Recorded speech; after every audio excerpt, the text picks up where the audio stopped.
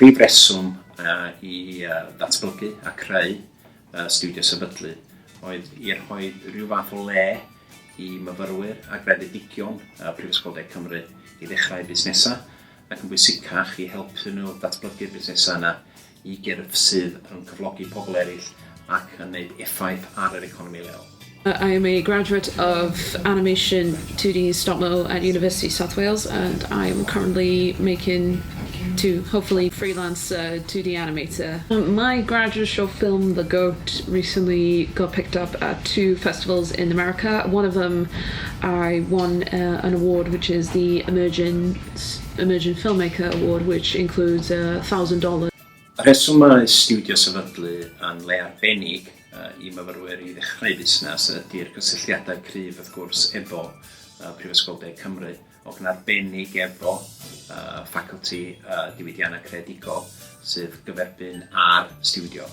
Ac oherwydd hyn, mae grefydigion sydd yn dechrau busnes yn medru cael perthnasau cryf efo'r athrawon ac efo'r staff academaidd yma sydd efo cefndir cryf yn y maes yma, ond hefyd efo cyrff a cwmnïau sydd yn gweithio efo'r adran i ddatblygu sector greadigol yma yng Nghaerdydd. So we are an interactive murder mystery company. We do festivals, we do team building exercises, we do stag do's, hen do's, parties, whatever you want, we can do it for you. I think it was a fantastic opportunity to get loads and loads and loads of business advice for free, which is like, oh my god, amazing. But also you become part of this like creative community and you bounce ideas off people and you bounce, you can say, oh, I really want this, and someone else will be like, yes, I've got your back, can you do this for me? And yeah, and you like end up working together, which is just awesome. Yeah, a really good collaborative process, and it's good to start making networks with people and connection with people, because you don't know who someone else may know and they don't know who you might know, so you could help each other out, like what Cherry said. And then it's also good just to be in such a good location as well, like in the middle of the city centre, and you're able to have a desk and all these people around you to help, and then have the support. Nice. I know, everyone is lovely. Rhaid i mi gyfaddaf beth sydd dwi'n edrych ymlaen iddo fwy na'n byd arall ydy gydweithio efo'r myfyrwyr a'r grefydigion yma i helpu nhw datblygu busnesau, ond hefyd i'w gweld nhw'n cymryd mantais o'r sgiliau sgynnyn nhw i troi syniad i gorff neu busnes sydd yn cyflogi pobl eraill ac yn ei gwahaniaeth i'r economi leol yma yn Ne Cymru.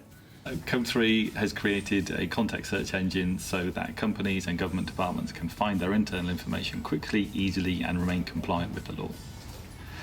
I chose to join Startup Studio because I liked the personnel and the attitude of the studio. I wanted to work with people who have real-world experience of running businesses, not theory, not ideas, but actual real-world experience.